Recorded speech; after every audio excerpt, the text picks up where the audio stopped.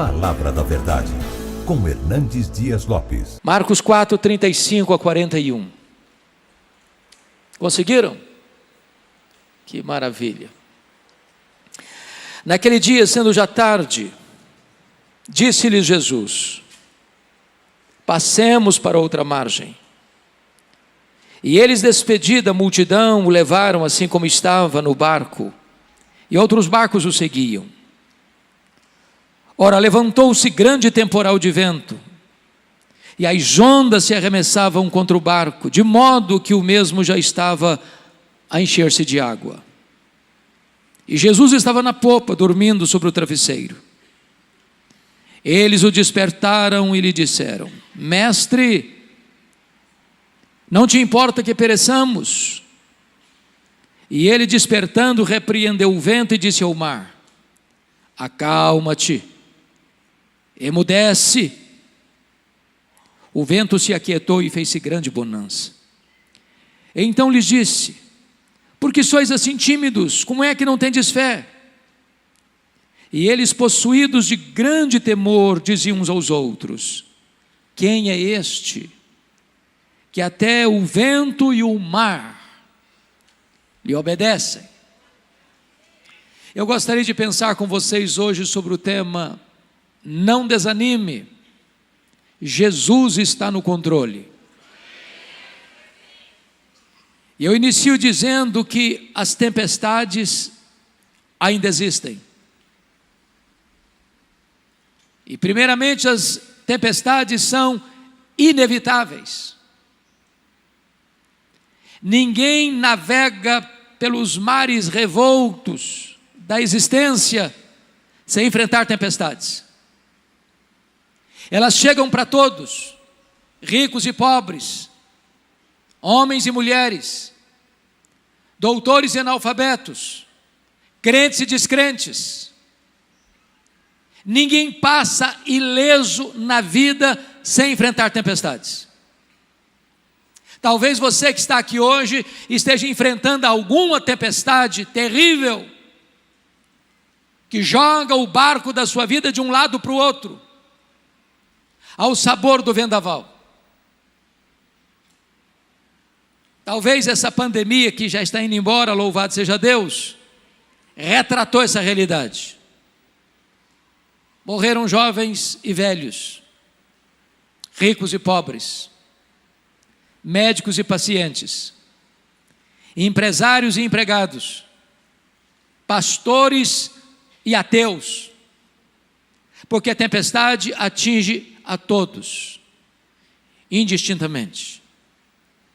Mas em segundo lugar, as tempestades da vida não são apenas inevitáveis, elas são também imprevisíveis. Elas chegam de súbito, sem mandar aviso prévio. E às vezes colocam a sua vida de ponta cabeça. É um acidente grave. É um divórcio doloroso. É um luto traumático. É um rompimento de um namoro, de um noivado, deixando sequelas e cicatrizes. É uma perda financeira radical. É uma situação que você nunca imaginou passar na vida, mas está passando. Sabe por quê? Porque as tempestades são imprevisíveis. Elas chegam sem você jamais ter imaginado passar por elas.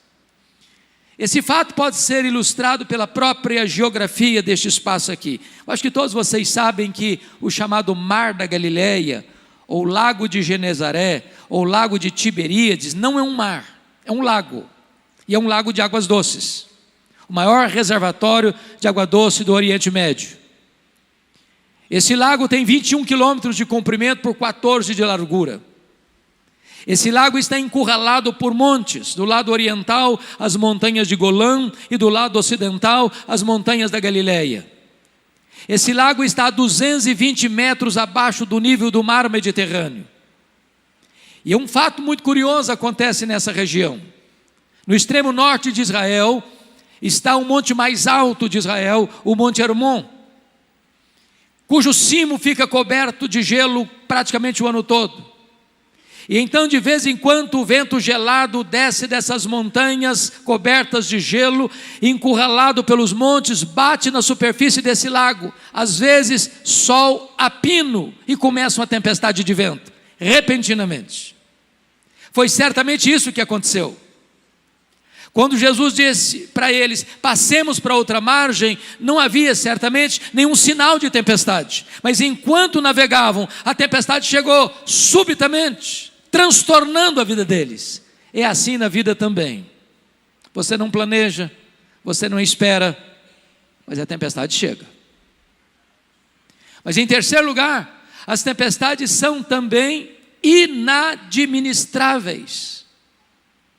Aqueles discípulos, boa parte deles, nasceram ao redor daquele lago, trabalhavam naquele lago, conheciam cada palmo daquele lago, já tinham passado por outras tempestades naquele lago e superado as tempestades, mas agora eles não conseguem controlar o barco, eles estão à deriva, eles estão rodopiando no meio do mar, indo para eles ao naufrágio inevitável.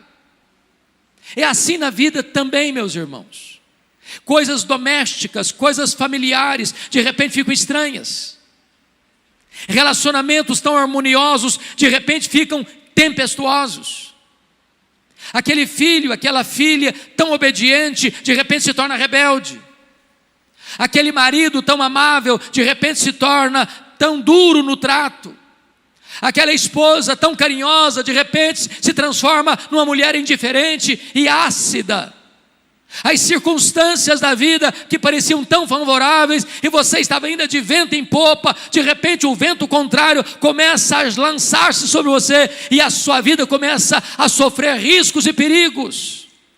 E você não consegue administrar. E as rédeas saem das suas mãos e o leme não obedece mais o seu comando. Mas em quarto lugar, bendito seja Deus, as tempestades são também pedagógicas. Entendamos isso, irmãos. Nós cremos numa doutrina gloriosa que nós chamamos de soberania de Deus. Nós não cremos em acaso, nós não cremos em sorte, nós não cremos em azar, nós não cremos em determinismo cego, nós não cremos em olho gordo, nós não cremos em misticismo. Nós cremos que a mão de Deus dirige o nosso destino. Nós cremos que Deus está no trono, que Ele tem as rédeas da história em suas mãos, e que nenhuma folha cai de uma árvore no outono sem que Deus saiba, sem que Deus permita. As tempestades que vêm sobre a sua vida não vêm para destruir você, vêm para fortalecer e tonificar as musculaturas da sua alma. As tempestades não vêm para nos destruir, vêm para nos fortalecer, não vêm para nos reprovar, vêm para nos aprovar na presença de Deus. Então, dito isto, à guisa de introdução, com a Bíblia aberta comigo no texto, eu gostaria que você considerasse essa passagem comigo. O contexto aqui é que Jesus passara todo aquele dia ensinando as parábolas do reino. E se você já deu aulas, ou pregou, ou deu palestra um dia inteiro, no final do dia você está exausto. E então diz a Bíblia que depois de dar estas palestras sobre o reino de Deus, ensinar essas parábolas, Jesus disse para os seus discípulos: passemos para outra margem. E diz a Bíblia que Jesus entrou no barco, pegou um travesseiro, foi lá para trás do barco na popa, deitou e dormiu, porque ele era homem, perfeitamente homem, e estava cansado. E nesse momento então os discípulos começam a navegar, quando a tempestade súbita chega, e eles tentam administrar o problema, e não conseguem.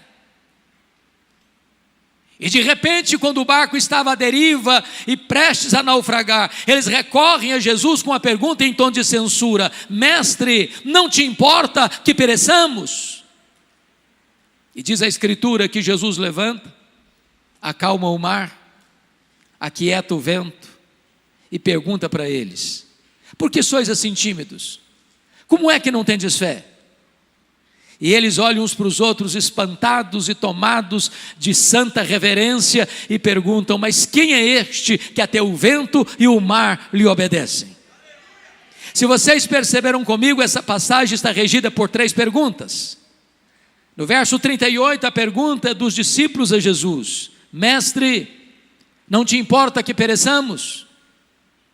No verso 40, a pergunta de Jesus para os discípulos: por que sois assim tímidos? Como é que não tendes fé?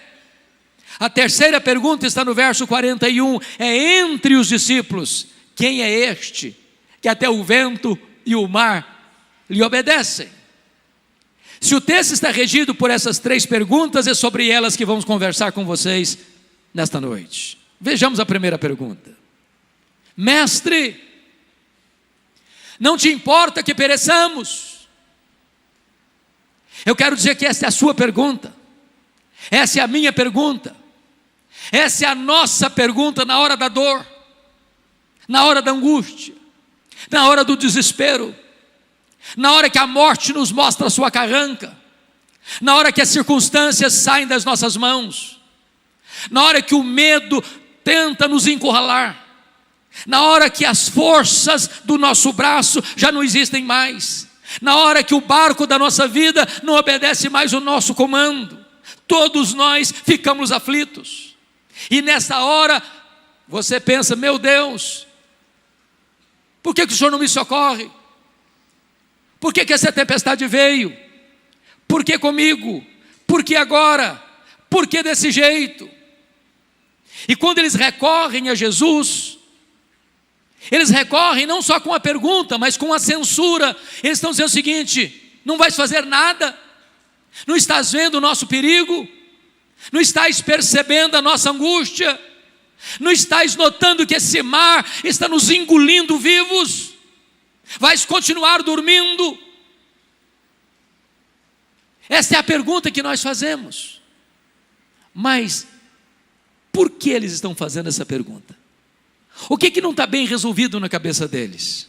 Primeiro, não está bem resolvido na cabeça deles o fato de Jesus ter dado uma ordem para eles: passemos para outra margem.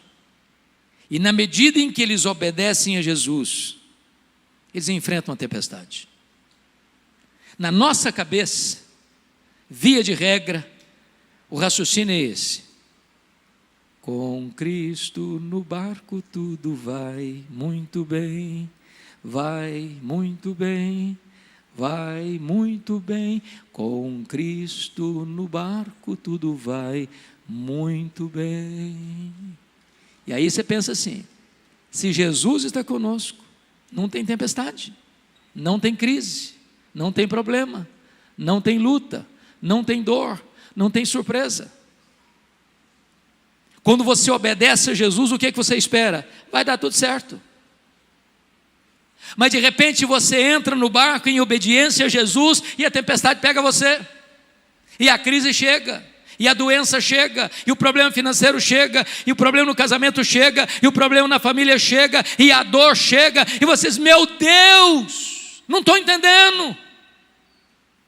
É fácil você entender a tempestade que foi atrás do profeta Jonas. Ele estava numa rota de fuga, ele estava numa rota de desobediência, e Deus mandou a tempestade atrás dele para trazê-lo de volta para o caminho da obediência. Notinha de rodapé: crente rebelde e desobediente é endereço certo de tempestade, sabia? Deus vai mandar a tempestade atrás de você, não para destruir você, para trazer você de volta. Agora, o que você e eu não entendemos é como nós estamos fazendo a vontade de Deus e a tempestade nos apanha. Não estava bem resolvido isso na cabeça deles. Segunda coisa que não estava bem resolvido na cabeça deles: como conciliar a urgência da necessidade deles com a demora de Jesus em atendê-los. Eu pergunto a vocês: o que Jesus estava fazendo naquele barco? Dormindo. Quem está dormindo não está agindo. E sabe, irmãos, pior do que a tempestade, para nós, é a demora do socorro. Tem hora que a demora de Deus grita mais alto nos ouvidos da nossa alma que o barulho mais ruidoso das circunstâncias mais adversas. Talvez foi a dor de Marta, quando manda um recado para Jesus: está enfermo aquele a quem amas. E eu fico imaginando que, já que tinha muita gente na casa da Marta e da Maria, as perguntas eram essas: será que ele vem mesmo? E Marta respondia: claro, ele nunca nos deixou na mão. E o Lázaro piorando. E Marta talvez olhando na estrada se Jesus apontava. E alguém chegava e dizia: ô Marta, eu acho que Jesus não vem. Vem, ele não deixa na mão não. Ele vem, ele é amigo da gente. Ele não vai nos deixar de socorrer não, ele vai chegar. E o Lázaro piorando. Daqui a pouquinho alguém chega e diz: ô Marta, seu irmão acabou de morrer. E o seu Jesus não chegou. Os judeus que estavam na casa da Marta disseram assim: por que ele não curou o Lázaro? Ou por que não evitou que Lázaro morresse? Ele não fez curas à distância, por que não curou o Lázaro? Quantas vezes você já passou noites indormidas, madrugadas insones, com essa grande angústia: meu Deus, por que o Senhor deixou isso acontecer? Por que o Senhor permitiu isso? Por que o Senhor não veio? Por que o Senhor não socorreu? Por que o Senhor está demorando? Por que eu oro e a doença se agrava? Por que eu peço e o problema não se resolve? Por que eu insisto e choro e jejuo e clamo e a única voz que eu escuto é o barulho das ondas sovando o barco da minha vida? Na cabeça deles não está bem resolvido isso.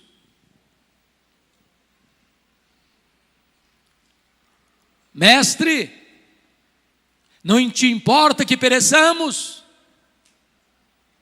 Aí diz o texto que Jesus então se levantou, repreendeu o vento, repreendeu o mar, porque o vento tem ouvidos e o mar consegue escutar o Criador. E eu fico imaginando que o mar, como uma fera selvagem, ao escutar o comando do Criador, vai se encolhendo, e o vento vai se recolhendo às recâmaras, e tudo se faz calmo e bonançoso. Eu quero dizer para você que a sua tempestade é maior do que você, mas a sua tempestade está debaixo do controle do Senhor Jesus. O mar se revolta na sua vida, mas o mar escuta a voz de Jesus, e na hora que Ele mandar, o mar se acalma, o vento cessa, e haverá bonança na sua história e na sua vida. O que eu acho maravilhoso, pastor Marcos, nesse texto, é que há dois registros de tempestades nos evangelhos. Este é o primeiro, e curiosamente Jesus primeiro acalma a circunstância, para depois acalmar os discípulos.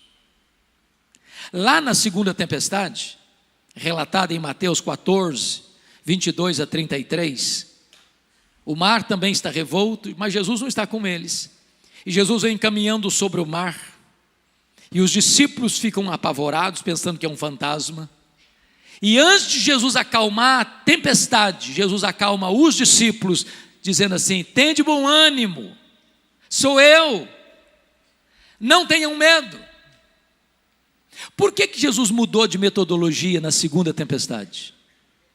Porque tem hora que Jesus sabe que a tempestade da sua vida não está dentro de você, está fora de você. Tem hora que Jesus sabe que a tempestade não está fora de você, está dentro de você.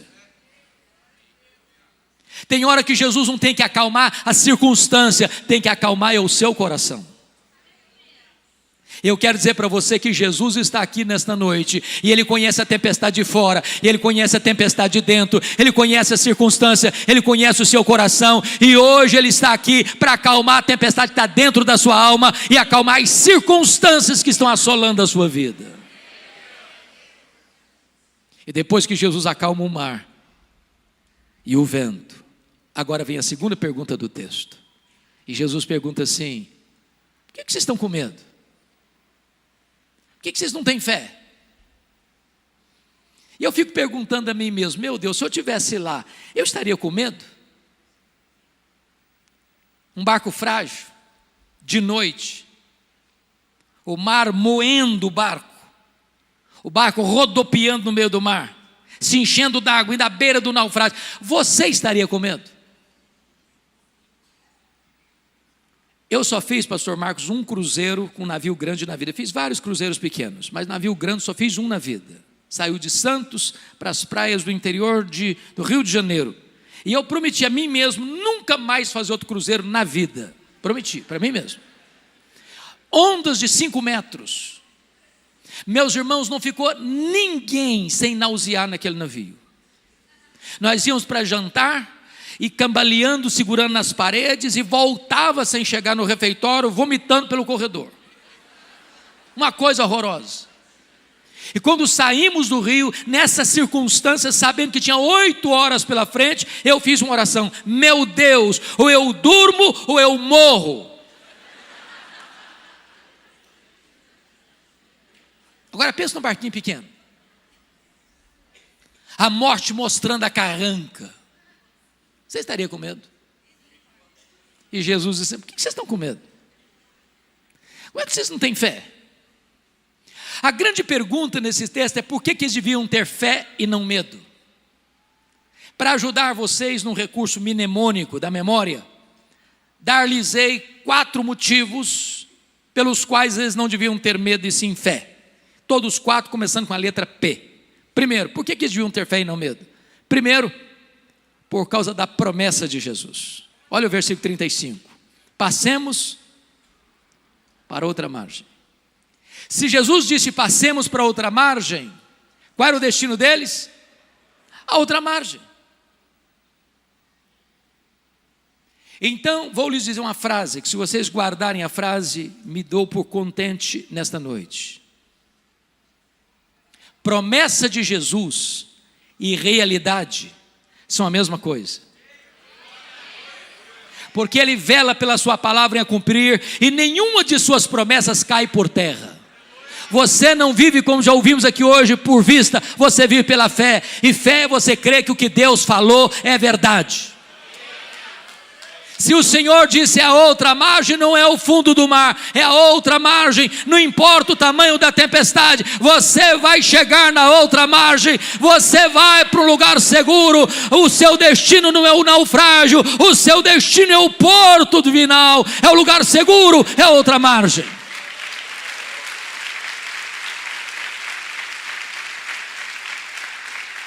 Por que eles deviam ter fé e não medo? Em segundo lugar, primeiro, por causa da promessa. Segundo, por causa da presença. Jesus estava dentro do barco. E quem é Jesus? É o Criador do céu, é o Criador da terra, é o Criador do mar, é o Criador do universo, é o seu Criador. A criatura não pode ser maior que o Criador, a criatura não pode vencer o Criador. Se Jesus estava dentro daquele barco não podia naufragar.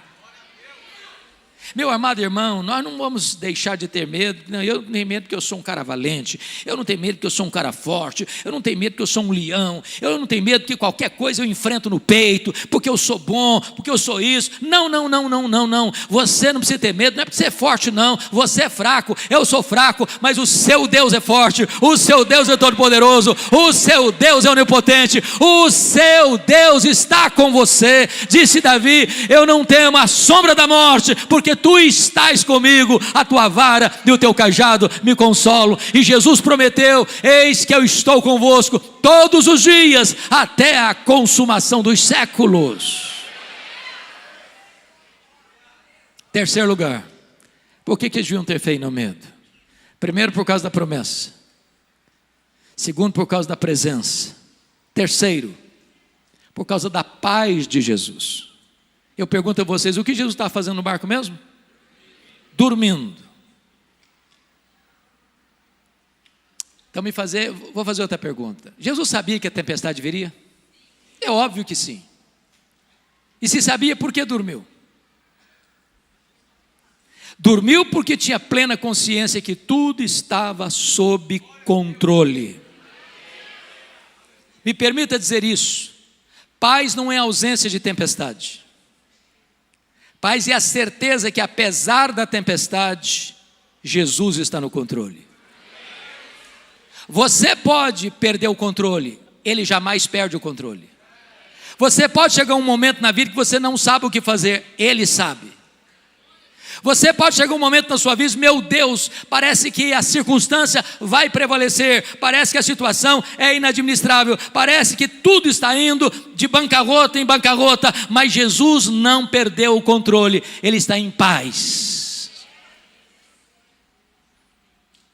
Tem hora que o meu coração fica assaltado de temor, e eu preciso dizer para o meu próprio coração, como o Salmo 116, 7, volta minha alma ao teu sossego, porque o Senhor tem sido generoso para contigo. Descansa, ó minha alma, acalma, acalma.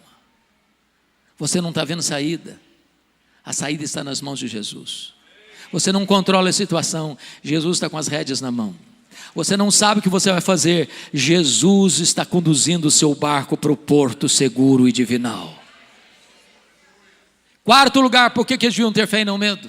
Primeiro, por causa da promessa. Segundo, por causa da presença. Terceiro, por causa da paz. Quarto, por causa do poder de Jesus. Se vocês perceberam, toda essa passagem está ao redor de outros textos que retratam o poder de Jesus. Por exemplo, aqui Jesus tem poder sobre as leis da natureza. O mar escuta a sua voz, o vento obedece o seu comando. Quando ele fala, o universo inteiro escuta a sua voz. O sol para, as estrelas aparecem. Quando ele fala, o vento escuta a sua voz. Quando ele fala, uma mula profetiza. Quando ele fala, um verme obedece a sua voz e vai lá exercer o seu trabalho. Quando ele fala, os demônios batem em retirada. Quando ele fala, os anjos saem na velocidade de um vento para cumprir as suas ordens. Ele é o todo-poderoso Deus, e o universo inteiro se curva à sua soberania. Ele tem o controle, Ele está no comando, Ele é Deus.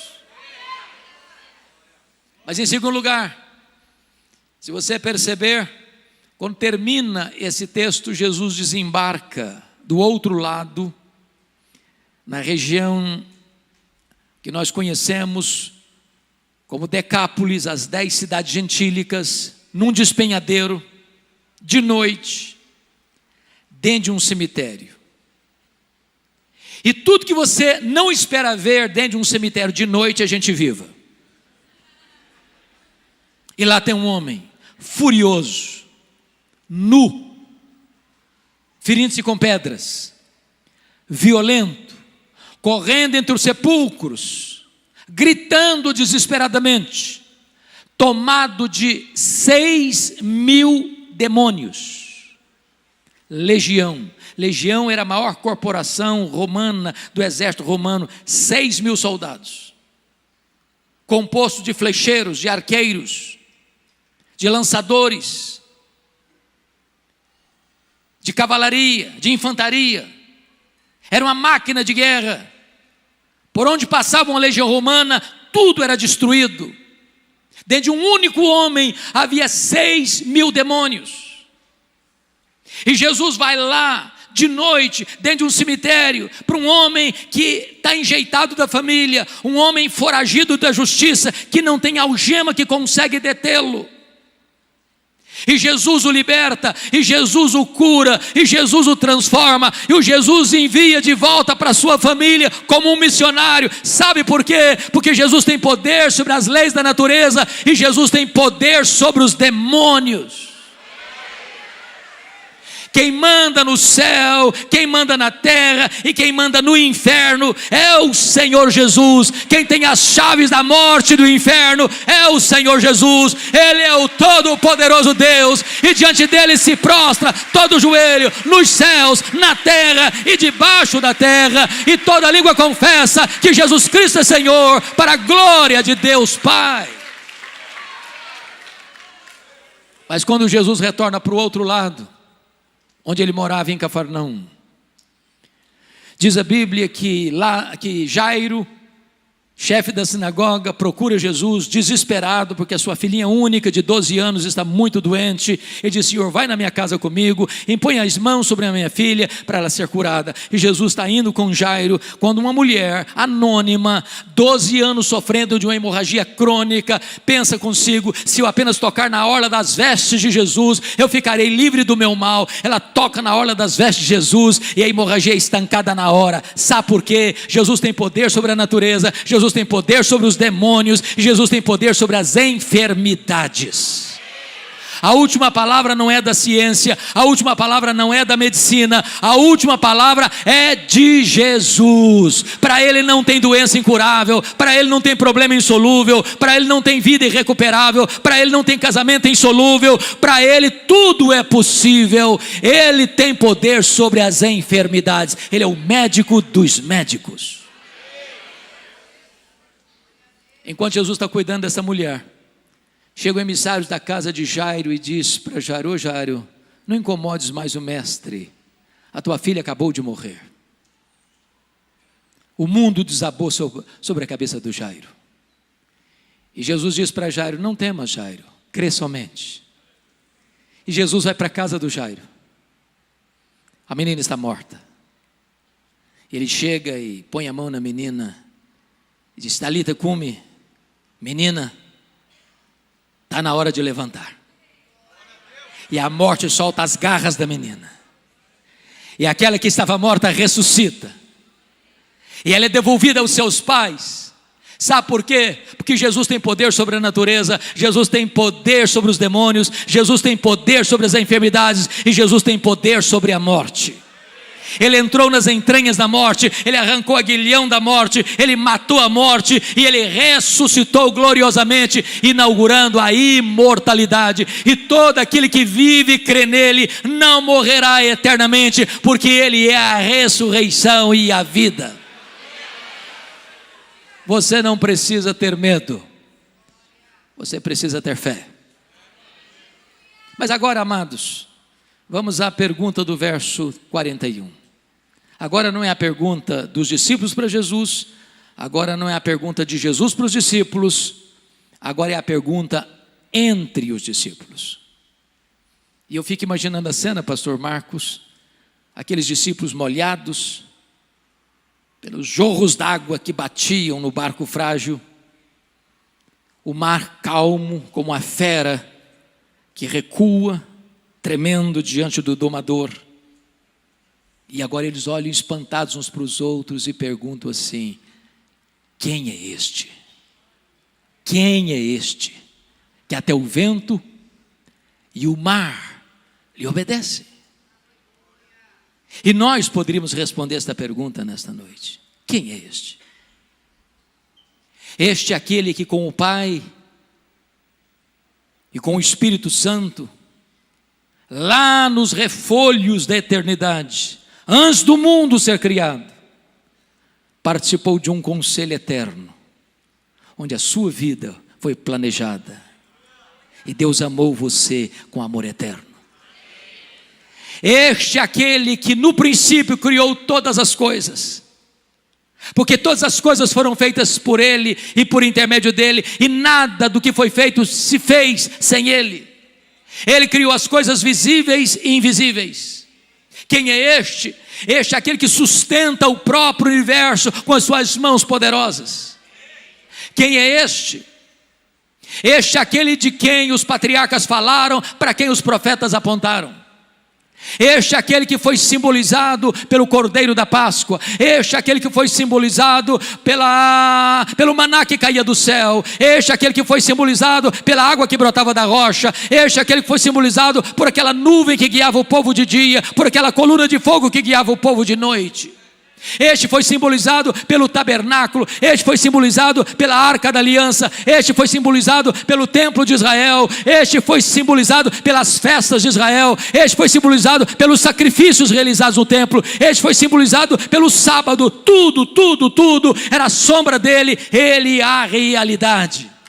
Quem é este? Este é o maravilhoso conselheiro, este é o Deus forte, este é o Pai da eternidade, este é o príncipe da paz. Quem é este? Este é o sol da justiça, a brilhante estrela da manhã. Quem é este? Este é o Filho de Deus, que nasceu numa manjedoura, que cresceu numa carpintaria, que andou por toda parte, fazendo bem e libertando os oprimidos do diabo. Os cegos viram, os surdos ouviram, os mudos falaram, os coxos andaram e os mortos ressuscitaram. Quem é este? Este é o grande eu sou, este é o sol da justiça, este é a luz do mundo, este é o pão da vida, este é a porta, este é o bom pastor, este é a ressurreição e a vida, este é o caminho e a verdade e a vida, este é a videira verdadeira. Quem é este? Este é o cabeça da igreja, este é o fundamento da igreja, este é o dono da igreja, este é o edificador da igreja, este é o protetor da igreja. Quem é este? Este é o verbo eterno, pessoal, divino, que se fez carne e habitou entre nós, cheio de graça e de verdade, e vimos a sua glória, glória como do unigênito do Pai. Quem é este? Este é o Salvador, este é o Messias, este é o Senhor dos senhores, este é o Rei dos reis, este é o amado da nossa alma, este é a nossa paz, este é a nossa alegria, este é a nossa justiça, este é a nossa herança. Quem é este? Este é o eterno Filho de Deus, que veio ao mundo por amor de nós, que suou no Getsemane, que sangrou no Getsemane, que foi cuspido no sinédrio judaico, que foi espancado no pretório romano. Quem é este? Este que é aquele que carregou o seu lenho pelas ruas de Jerusalém, é aquele que foi pregado no leito vertical da morte, é aquele que morreu pelos nossos pecados e ressuscitou para a nossa justificação. Quem é este? Este é aquele que voltou para o céu, assentou no trono e derramou o Espírito Santo sobre a igreja. Quem é este? Este é o nosso grande sumo sacerdote, este é o nosso supremo advogado, este é aquele que está sentado no trono e tem as rédeas da história em suas mãos, é aquele que governa, é aquele que reina, é aquele que julga. Quem é este? Este é aquele que vai voltar pessoalmente, visivelmente, audivelmente, repentinamente, inesperadamente, gloriosamente, para buscar a sua igreja. Quem é este? Este é o juiz de vivos e de mortos, que vai julgar as nações. Quem é este? Este é aquele que vai reinar com a sua noiva, este é aquele que vai banquetear com o seu povo, este é aquele que nós veremos face a face, este é aquele que vai enxugar dos nossos olhos toda lágrima, este é aquele com quem reinaremos para sempre e sempre e sempre e sempre. Este é aquele que diz para você e para mim nesta noite: você não precisa ter medo, você precisa ter fé. A Ele a honra, a Ele a glória, a Ele o louvor agora e eternamente. Aleluia, amém.